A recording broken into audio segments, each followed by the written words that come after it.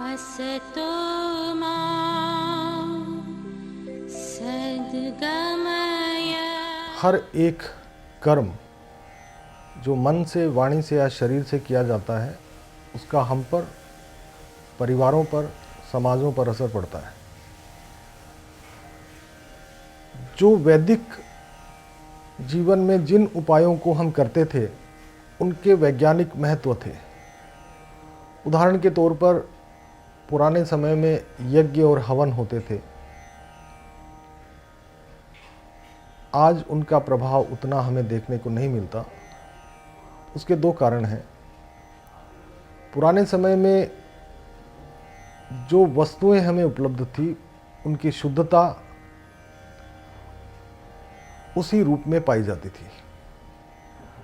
आज वो शुद्धता और वो आचरण हमारे जीवन में नहीं रहा, तो इस कारण से बहुत सी चीज़ों का हम पर प्रभाव नहीं पड़ता है। ग्रहों के माध्यम में भी अगर देखा जाए तो पुराने समय में इतने सब सैटेलाइट, इतनी सब अदृश्य तरंगें हमारी धरती के आसपास नहीं थी। ग्रहों की तरंगें सीधी मनुष्य के पास आती थी। उनके गुरुत्वाकर्षण से उनके जीवन पर शुभ या अशुभ प्रभाव पड़ता था, जो उनकी जन्मकालिक स्थितियों के साथ जुड़ी हुई रहती थी। आज हमने अपने सुविधाओं के लिए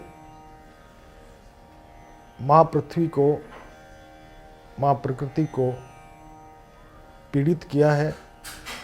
इसके कारण हम सब लोग प्राय व्यथित और दुखी हैं। जिस तरह की अदृश्य किरणें धरती के आसपास घूम रही है, वो रेडियो हो, वो टेलीविज़न हो, वो मोबाइल सिग्नल्स हो, अन्य जितने संचार माध्यम हैं उनके सिग्नल्स हैं, तो उनकी अपनी ग्रेविटी है, उनका अपना प्रभाव है।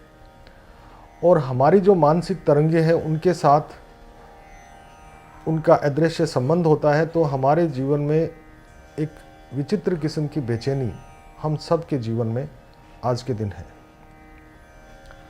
पुराने समय में ये रिसर्च की गई थी कि मनुष्य के जीवन में कितने किस्म के दुख हो सकते हैं और उनका कितने किस्म से उनके उपाय किए जा सकते हैं। जितने भी दुख है वो शरीर से, मन से, बुद्धि से ही संबंधित है। इन सब दुखों के निवारण करने के लिए भिन्न भिन्न प्रयोग मनुष्य जीवन में किए और उनका सकारात्मक प्रभाव देखने को मिला। उदाहरण के तौर पर मणि, मंत्र, औषधि, ये तीनों ही मूलतः ऋषियों की देन हमें है। और हमारे जीवन में जो तीन मुख्य दुख हैं, दैहिक, दैविक और भौतिक, शरीर संबंधित, आर्थिक संबंधित और दैव बाधा, आपत्तियां, विपत्तियां, दुर्भाग्य, प्राय आयुर्वेद या औषधि पुरातन हमारे भारतीय ऋषियों ने मानव जीवन के लिए खोजा और उनका प्रभाव पड़ता है। रत्न विज्ञान अपने आप में पूर्ण वैज्ञानिक आधार रखता है और मंत्र कलयुग का सबसे बड़ा उपाय है। एक शब्द ओम अगर कोई व्यक्ति उच्चारण करे तो उसके जीवन के 5 दुख, या कहा जा सकता है कि जिन 5 चीज़ों के लिए जीवन है, धर्म, अर्थ, काम, मोक्ष, पुरुषार्थ, वो सब हम उपलब्ध कर सकते हैं। ओम का उच्चारण करने के लिए हमें ओम को समझना पड़ेगा। इस समस्त ब्रह्मांड में ओम एक अद्वितीय शब्द है और इसी अद्वितीयता के कारण ओम को परमात्मा का वाचक कहा गया है। ऐसा कोई शब्द नहीं है जिसमें 5 शब्दों का मिश्रण हो। ओम में 5 शब्द हैं, ए, उ, मैं, नाद एंड बिंदु। और शब्द उत्पत्ति सिद्धांत के अनुसार हमारे हर एक शब्द का उद्गम स्थल होता है। कोई सोर्स होता है। इन पांचों शब्दों का उद्गम स्थल ये 5 तत्व ही हैं, पृथ्वी, जल, अग्नि, वायु और आकाश।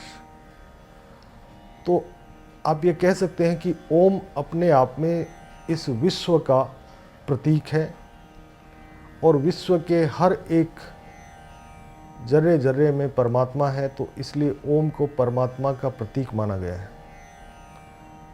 इसमें भारतीय धर्म और दर्शन के 5 प्रमुख देवता निवास करते हैं, जो इन तत्वों के अधिष्ठाता देवता हैं। उसमें गणेश, सूर्य, दुर्गा, विष्णु और शिवा, ये 5 परमेश्वर इसी ओम में विराजमान है। इस मानसिक धारणा के साथ कि ओम के उच्चारण करने से इन 5 देवों का पूजन हो जाता है, 5 तत्वों का पूजन हो जाता है और इन 5 तत्वों और 5 देवों से धर्म, अर्थ, काम, मोक्ष और पुरुषार्थ हमें मिलता है। तो एकमात्र ओम का उच्चारण करने से जीवन के दैहिक, दैविक, भौतिक दुखों का निवारण हो सकता है।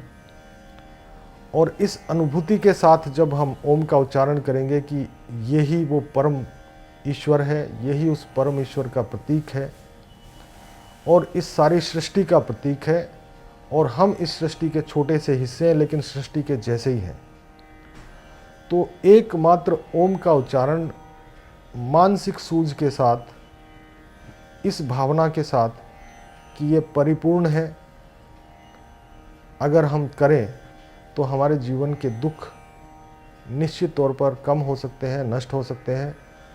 और जितने उपायों से लोग निराश हो चुके हैं, तरह तरह की भ्रांतियों से निराश हो चुके हैं, वो इस शब्द की वैज्ञानिकता को समझकर इसका उच्चारण करेंगे, मैं निश्चित तौर पर कह सकता हूँ कि उनके जीवन के दुख कम होंगे और एक स्थिति में नष्ट भी हो जाएंगे।